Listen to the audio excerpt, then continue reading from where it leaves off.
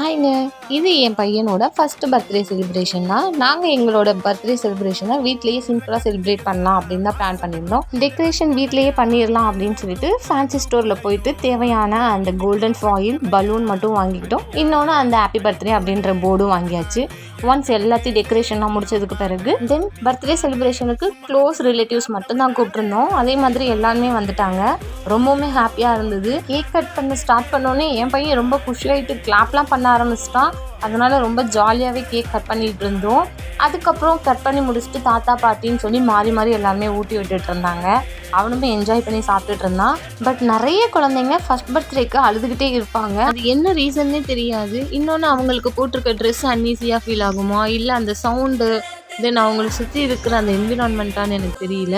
But என் பையன் ரொம்ப ஜாலியாக தான் என்ஜாய் பண்ணிட்டு இருந்தான். நீங்கள் உங்கள் குழந்தைங்களுக்கு எந்த மாதிரி பர்த்டே செலிப்ரேட் பண்ணுவீங்க, தென் அவங்க அழுதாங்களா அப்படின்றத கமெண்ட்டில் சொல்லுங்கள். பாய்.